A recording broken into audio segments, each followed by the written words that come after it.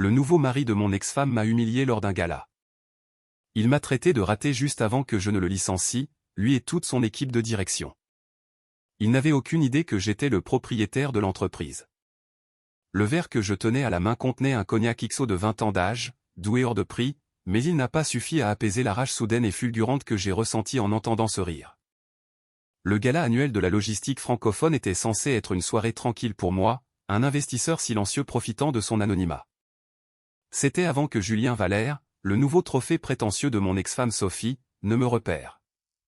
Il était assis à une immense table VIP, entouré de sa propre cour d'entreprise, 3 autres cadres en costume de Trans Logistique France, ou TLF, la gigantesque entreprise de logistique où il occupait le poste de vice-président exécutif de la stratégie. Julien s'est levé, un sourire immense et odieux plaqué sur le visage, et a fait teinter bruyamment son verre de champagne. Toute cette section de la salle de bal a plongé dans le silence. « Eh bien, regardez qui a décidé de nous honorer de sa présence » a tonné Julien en pointant un doigt directement vers moi. Il parlait assez fort pour stopper net 3 serveurs dans leur élan. Le grand Antoine Laurent. Je ne savais pas qu'il laissait entrer les non-affiliés ce soir. Content de te voir, mon vieux. Dis-moi, comment se passe cette retraite anticipée? Tu essaies toujours de comprendre les nuances complexes des émissions de télé de l'après-midi. J'avais 42 ans. J'avais vendu ma première entreprise de technologie logistique, Transiflux, pour 150 millions d'euros en liquide 2 ans plus tôt. J'étais, à tous égards, à la retraite, mais pour Julien, un homme dont l'identité entière était agrafée à son badge d'entreprise, ne pas avoir de travail signifiait ne pas avoir d'âme. Je suis resté calme. Je portais un costume sur mesure qui coûtait plus cher que la mensualité de sa voiture, et j'ai pris une lente gorgée de mon cognac. Julien, Sophie, ravi de vous voir tous les deux. Tout va pour le mieux, merci. Je suis très occupé par mes investissements. Sophie, mon ex-femme, était assise à côté de lui. Elle était magnifique mais semblait tendue, ses yeux passant de moi à l'expression de plus en plus agressive de Julien. Elle n'avait pas l'air de vouloir faire partie de ce spectacle. Des investissements, s'est moqué Julien en prenant une gorgée théâtrale de son champagne. C'est comme ça qu'on appelle la chose quand on n'a pas le courage de construire quelque chose de nouveau, pas vrai les gars? Il s'est tourné vers ses collègues qui ont ricané sur commande. Je les ai reconnus grâce aux dossiers internes. Maxime Dubois, le directeur des opérations, et Chloé Leroy, la directrice financière. Les 3 éléments les plus toxiques de TLF, la propre troupe de pom-pom girls de Julien. Maxime s'est adossé à sa chaise, mordant à l'hameçon. C'est dur quand on atteint son apogée trop tôt, Julien. Notre ami Antoine a construit un petit système correct à l'époque. Bien sûr, mais aujourd'hui, on parle de changer d'échelle. La cour des grands, ça demande un effort constant, pas juste un coup de chance avant de disparaître dans la nature. Julien leur a fait signe de le rejoindre à ma petite table, une véritable exécution publique. Venez les gars. Allons dire bonjour au passé. Ils se sont avancés, m'encerclant, tandis qu'une demi-douzaine de personnes observaient le spectacle. C'était exactement l'humiliation publique que Julien avait planifiée. Il a posé une main condescendante sur mon épaule. Sérieusement, Antoine, on travaille 80 heures par semaine chez TLF, on règle des problèmes, on gagne de l'argent, du vrai. Pendant ce temps, tu fais quoi? Tu sélectionnes des grains de café artisanaux? Tu as perdu la main, mon gars.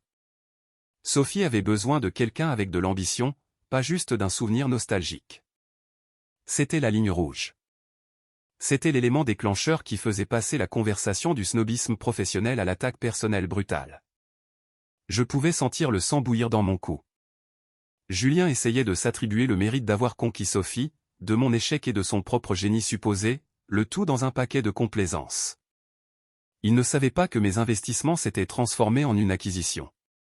Il ne savait pas que l'entreprise qu'il prétendait redresser, Trans Logistique France, perdait un argent fou et luttait pour sa survie à cause de sa dernière intégration de système désastreuse. Et il ne savait certainement pas qu'il y a 3 semaines, via une structure holding complexe, j'avais racheté TLF, la société mère, pour la coquette somme de 2,1 milliards d'euros. J'ai regardé Julien droit dans les yeux, ma voix descendant dans un registre grave et glacial qui, d'une certaine manière, a percé le bruit ambiant bien mieux que ses fanfaronnades.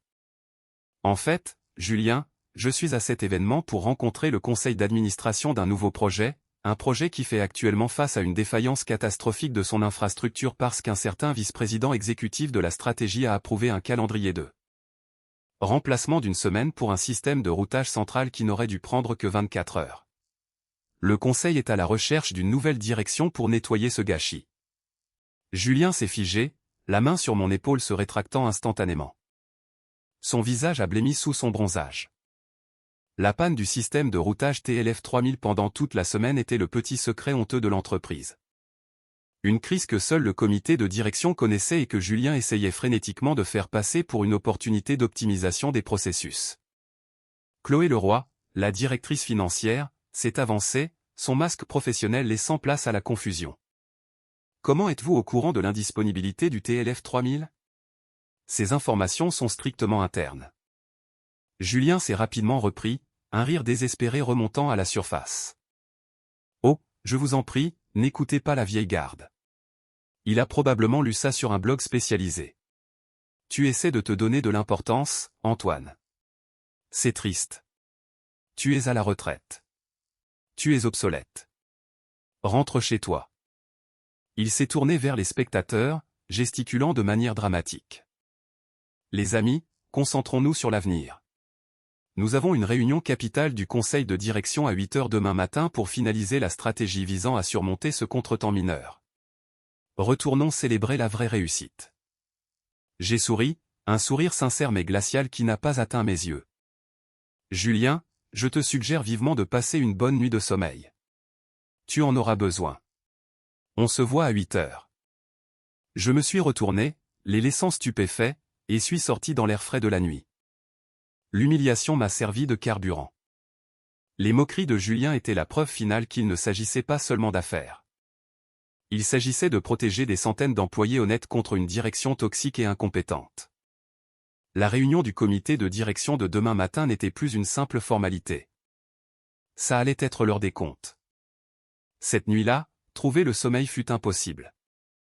J'étais au téléphone avec mon équipe juridique et la secrétaire générale de TLF. Nous avons finalisé la documentation. Je ne voulais pas attendre 3 jours pour la révision d'entreprise prévue. Julien avait exigé un retour à la réalité, et j'allais le lui livrer dans les plus brefs délais. Le système que Julien avait commandé pour remplacer le TLF 3000 était dangereusement défectueux. Une décision prise sur un terrain de golf, et non dans un centre de données. La panne d'une semaine coûtait déjà à TLF 5 millions d'euros par jour. Un fait que Chloé Leroy, sa complice aux finances, avait savamment dissimulé dans les bilans. À 7h45 le lendemain matin, je suis entré au siège parisien de TLF, un endroit où je n'avais jamais mis les pieds auparavant. Ma seule compagnie était Marie Martin, la secrétaire générale de TLF et mon alliée secrète, ainsi que 2 agents de sécurité que j'avais engagés discrètement la veille. Julien, Maxime et Chloé étaient déjà dans la salle de conférence du 3e étage avec 2 autres vice-présidents seniors, blottis autour d'une immense table recouverte de papier et d'anxiété. Je suis entré sans frapper. La pièce était tendue. Julien avait l'air plus mal en point que la veille au soir, sa cravate hors de prix légèrement de travers. Il a levé les yeux, son visage devenant un masque de contrariété en me voyant. « C'est quoi ce délire avec la sécurité ?» a crié Julien en frappant du poing sur la table. « Qui a laissé entrer ce fou ici ?»« Je te l'ai dit hier, Antoine. C'est une réunion du comité de direction. Ce n'est pas un endroit pour les retraités désœuvrés. » Maxime et Chloé l'ont immédiatement soutenu. « Dehors, Antoine. C'est confidentiel », a ricané Maxime. Je n'ai pas réagi. J'ai marché jusqu'au bout de la table, me suis tenu derrière la chaise vide du PDG. L'ancien PDG était déjà parti, ayant vendu ses parts à ma société holding, et j'ai posé mon ordinateur portable sur le chêne poli. J'ai regardé Julien. « Détends-toi, Julien. Pas besoin d'appeler la sécurité. Ils sont là pour moi, pas pour toi. Pour le moment. » J'ai fait un geste vers les 2 gardes debout près de la porte. « Je suis là parce que vous y êtes. Tu avais raison sur un point hier soir. TLF souffre d'une défaillance d'infrastructure catastrophique qu'un nouveau leader doit nettoyer. Je suis au courant de la panne du système depuis une semaine, Julien. Je suis au courant de l'hémorragie de 5 millions d'euros par jour. Et je suis au courant des états financiers que Chloé a opportunément restructurés pour cacher le désastre imminent. Julien a commencé à se lever, la fureur et la confusion s'affrontant sur son visage. Tu délires complètement. Sors de mon bureau. Je l'ai coupé, élevant la voix juste assez pour dominer la pièce. Ce n'est pas ton bureau, Julien. Ça ne l'est plus depuis 3 semaines. Je m'appelle Antoine Laurent. Il y a de cela 3 semaines, via Horizon Investissement, j'ai acquis 100% de Translogistique France. Je suis le nouveau propriétaire unique et PDG. Le silence qui a suivi était absolu. La mâchoire de Chloé s'est littéralement décrochée, laissant échapper un halètement. Maxime Dubois avait l'air d'avoir été percuté par un camion. Julien, cependant, est resté bouche bée, avec un regard de pure et totale incrédulité. C'est impossible, a finalement réussi à bredouiller Julien. Je le saurais. Je suis le vice-président exécutif de la stratégie. C'est une entreprise qui pèse des milliards. Ce fut une acquisition à 2,1 milliards d'euros, Julien, ai-je corrigé en affichant un document à l'écran. C'était la note de service interne confirmant le changement de propriétaire, signée et datée. Et non, tu ne pouvais pas le savoir. J'ai gardé mon implication strictement confidentielle, précisément parce que j'avais besoin d'observer la structure de direction sans faux-semblant. Et hier soir, tu m'as fourni toute la confirmation dont j'avais besoin. Je ne me suis pas arrêté pour laisser le choc se dissiper. Je me suis penché au-dessus de la table, maintenant un contact visuel avec l'homme qui s'était moqué de moi devant mes pairs. Julien, hier soir, tu m'as traité d'obsolète.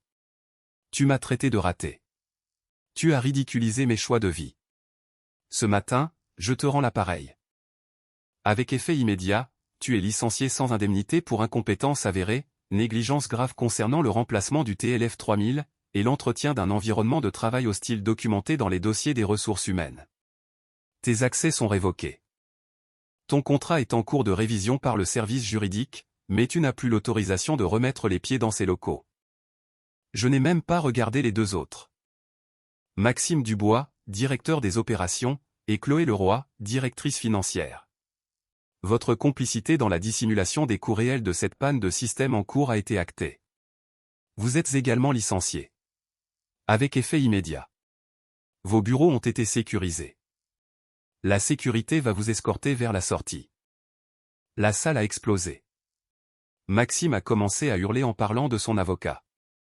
Chloé s'est mise à pleurer et a frénétiquement attrapé son ordinateur portable. Julien était toujours sans voix, son visage affichant un mélange écœurant de rage et de terreur. Il a tenté une dernière chose. Tu fais ça à cause de Sophie. C'est une vengeance personnelle. J'ai affronté son accusation avec un regard dur. Hier soir, c'était personnel, Julien. Ce matin, c'est professionnel. Tu as fait perdre 35 millions d'euros à cette entreprise la semaine dernière parce que tu traites les infrastructures critiques comme un projet secondaire et tes employés comme de la moins que rien. Tu es un leader exécrable. Ma décision aurait été exactement la même si je n'avais jamais rencontré Sophie. Mais merci pour la motivation supplémentaire lors du gala. Ça a définitivement accéléré le calendrier.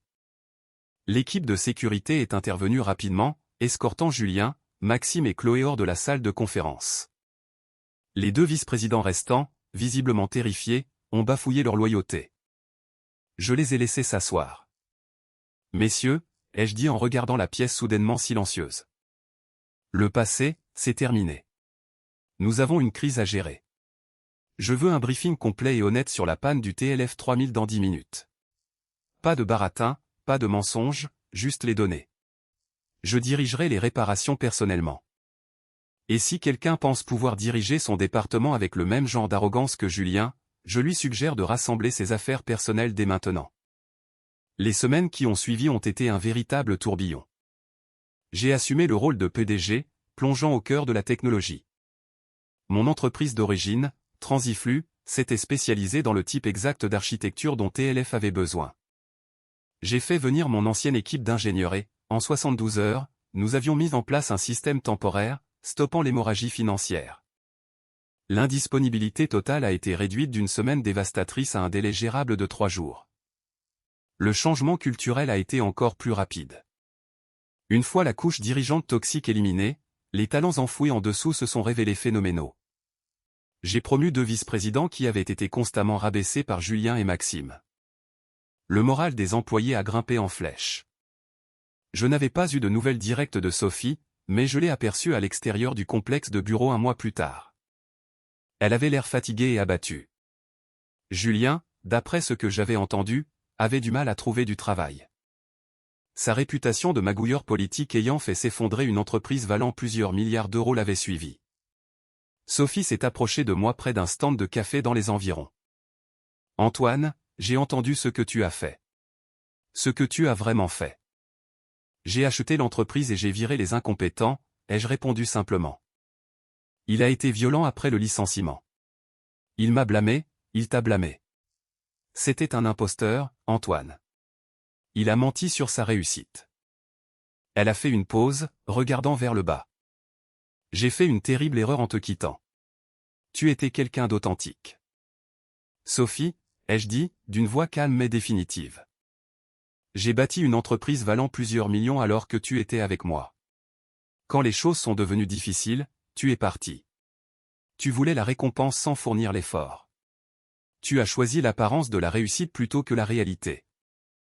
Maintenant que tu vois le prix de cette apparence, tu veux retrouver la réalité. Mais cette réalité, notre réalité, a disparu.